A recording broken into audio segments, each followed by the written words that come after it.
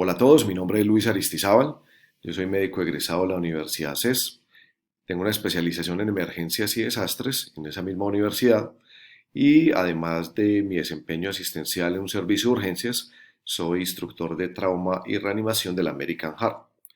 Quiero que miremos en esta ocasión pues, las últimas recomendaciones de este año 2019 en cuanto a reanimación cardiopulmonar y atención cardiovascular de emergencias.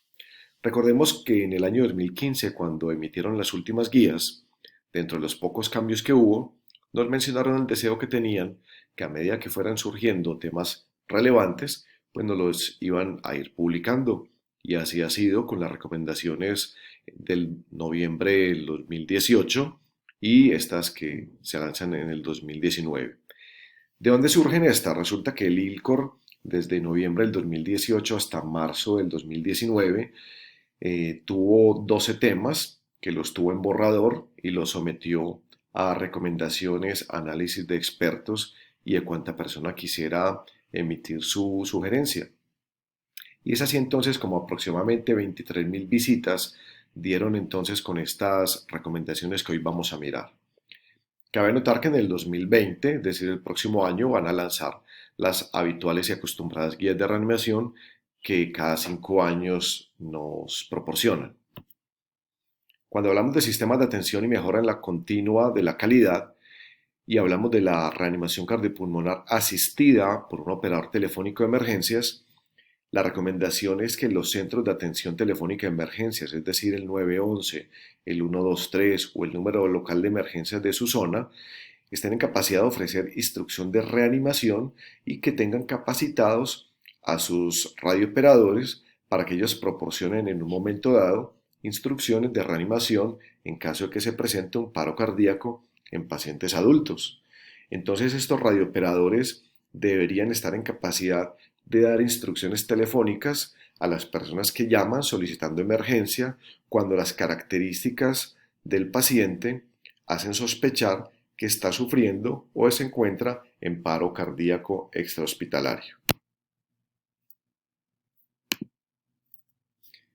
Los centros de paro cardíaco son centros especializados en los que el paciente que ha sido reanimado en forma exitosa debería llegar. Hay veces nos encontramos en un ambiente prehospitalario o en una clínica o un hospital en donde no tenemos los suficientes recursos por su nivel de complejidad y no sabemos qué hacer con este paciente que ha sido reanimado en forma exitosa. Y recordemos que lo más importante no es sacar a un paciente de un paro, sino que neurológicamente quede bien y pueda ser dado de alta. Entonces los centros de paro cardíaco son entonces centros especializados en los que se les pueda brindar a los pacientes cateterismo cardíaco, es decir, una coronariografía, cuando hay una alta sospecha de que una isquemia cardíaca sea la causa, el desencadenante de ese paro cardíaco. En los que a ese paciente que ha sido reanimado exitosamente se le pueda hacer un manejo específico de la temperatura, que se pueda tener protocolos de hipotermia controlada y dirigida, y que con un equipo multidisciplinario se pueda tener un seguimiento y monitoreo de su aspecto neurológico. En cuanto al soporte vital cardiovascular en los pacientes adultos, el uso de dispositivos avanzados para la vía aérea durante la reanimación nos recomiendan que en cualquier contexto de la reanimación del paciente adulto, sea hospitalario o intrahospitalario, se puede utilizar la ventilación con el dispositivo BBM, el conocido AMBU, o con un dispositivo avanzado para la vía aérea. Si disponemos de un dispositivo avanzado para la vía aérea, podemos utilizar el dispositivo supraglótico cuando en ese sitio lastimosamente se cuente con unas tasas bajas de éxito en la intubación traqueal o cuando su personal lastimosamente tenga mínimas oportunidades de entrenarse. Si por el contrario estamos en un sitio donde su personal tiene una alta tasa de éxito en la colocación de un tubo traqueal, en donde tiene posibilidades de entrenarse, pueden optar o por el dispositivo supraglótico o por el tubo traqueal, pues como a deseo del equipo de reanimación en ese momento. Entonces, si el personal es experto y está formado, puede utilizar o un dispositivo supraglótico o un tubo traqueal. Se recomienda entonces que los profesionales que hagan esa intubación traqueal tengan una experiencia frecuente y que vayan repasando esta competencia para que mantengan su tasa de experticia. Recomiendan entre 12 a 15 intubaciones al año para mantener esa experticia y tener ese entrenamiento con cierta regularidad. Los servicios de emergencias médicas que realizan intubaciones prehospitalarias deberían entonces ofrecer programas de mejora continua para que se vaya manteniendo esta experticia y que se mantenga altas tasas de éxito en la inserción de tubos traqueales. Es así entonces como nos resumen en este gráfico lo que hemos visto a continuación.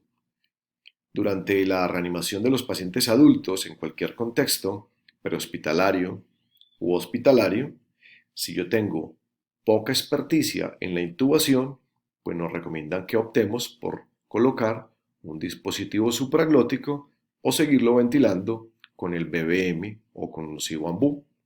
Pero si yo a nivel extrahospitalario o intrahospitalario tengo buena experticia en la inserción de tubos endotraqueales, pues entonces yo puedo colocar o el tubo traqueal o un dispositivo supraglótico.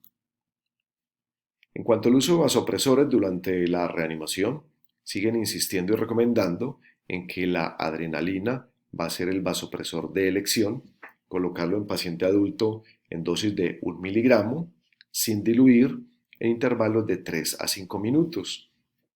La recomendación siempre será la misma. No le den, sobre todo a su personal de enfermería, órdenes que puedan generar dudas. Díganle directamente cada 3 minutos para no generar una confusión en cuanto al rango de tiempo de 3 a 5 minutos. Recordemos que ese paciente está en paro y que ese centímetro, ese miligramo de adrenalina, debe ser empujado con 20 centímetros de solución salina y elevar la extremidad de 10 a 20 segundos, y esto se hace hasta nueva orden. No se recomienda, como lo han venido haciendo desde hace algunos años, el colocar en forma rutinaria megadosis o dosis altas de adrenalina. Antes puede ser contraproducente para el paciente. Y tampoco nos da ningún tipo de ventaja en este momento la vasopresina con la adrenalina, pero vuelven a mencionarla como alguna opción cuando no tenemos adrenalina, por ejemplo. Durante el paro cardíaco del paciente adulto puede considerarse entonces la vasopresina o la adrenalina, pero hay que dejar claro que no tiene ningún tipo de ventaja el emplear vasopresina frente a la adrenalina. Entonces es mucho más práctico utilizar adrenalina, que yo creo que en todas partes vamos a disponer de ella. Y cuando se trata de un paro por un ritmo no desfibrilable, como la asistolia o la actividad eléctrica sin pulso, el momento en que se recomienda la colocación de la adrenalina debe ser lo más pronto posible cuando se tiene idealmente una vena canalizada o un acceso intraóseo.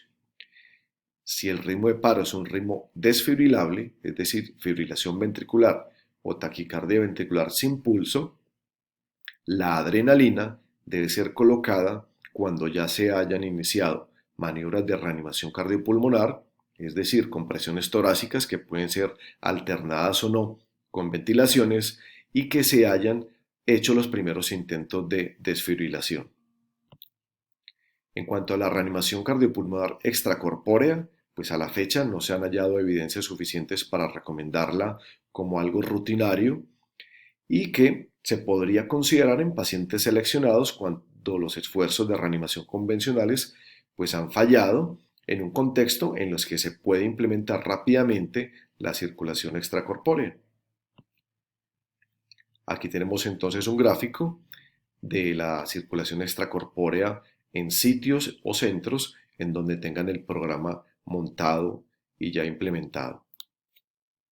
Cuando hablamos de soporte vital básico pediátrico, vuelven a insistir en la calidad que pueda dar a nivel prehospitalario un radiooperador y que debe proporcionar instrucciones sobre reanimación a ese testigo, a ese primer respondiente, cuando no se hayan iniciado maniobras, pero que no hay evidencias suficientes en ir sugiriendo X o Y maniobra cuando ya alguien esté realizando reanimación, para no entrar como en alguna confusión que pueda entorpecer las maniobras que se estén efectuando.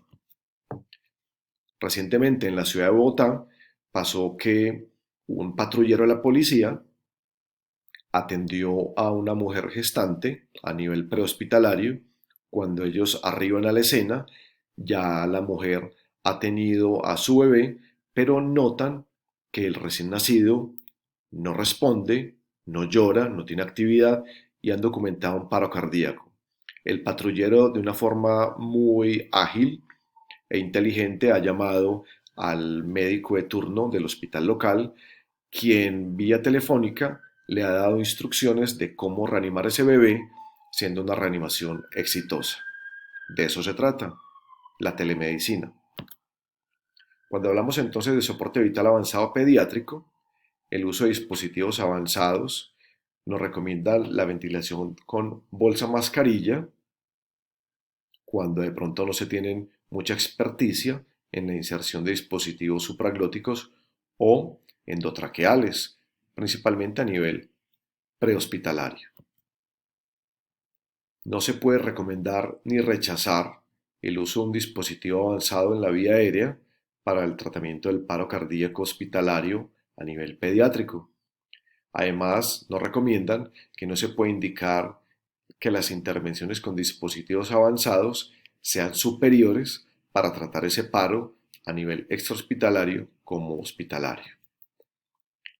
Con respecto a la reanimación extracorpórea, es muy similar al paciente adulto. Nos dicen que podría considerarse cuando es una situación de paro cardíaco hospitalario con diagnóstico cardíaco y que a la fecha no hay evidencia suficiente para recomendar cuando se trata de un paro cardíaco extrahospitalario o si es intrahospitalario con una enfermedad no cardíaca como causa del paro. El manejo específico de la temperatura, nos han dicho que es importante la medición de la temperatura central y que en los lactantes y niños entre 24 horas y 18 años, después de haber sufrido un paro cardíaco y haber sido reanimados de forma exitosa a nivel extra u hospitalario, nos están hablando de un manejo de la temperatura entre 32 y 34 grados, seguido por un manejo específico de la temperatura entre 36 y 37.5 o de entrada un manejo específico de la temperatura entre 36 y 37.5 grados centígrados. Nuevo entonces, nos dicen que a nivel pediátrico no hay evidencias suficientes para respaldar una recomendación de la duración de ese tratamiento. En los ensayos que se han hecho de hipotermia terapéutica tras un paro cardíaco pediátrico, se han utilizado dos esquemas. Uno es el de 2 días de manejo específico de la temperatura entre 32 y 34, seguido por 3 días entre 36 y 37.5, o de una vez 5 días con manejo específico entre 36 y 37.5 grados centígrados. En cuanto a la reanimación neonatal de los pacientes que son nacidos a término o los prematuros tardíos, es decir, 35 semanas o más, nos recomiendan que con oxígeno al 21% es más que suficiente para iniciar esa asistencia respiratoria y que no debemos utilizar oxígeno al 100% porque está relacionado con exceso de mortalidad.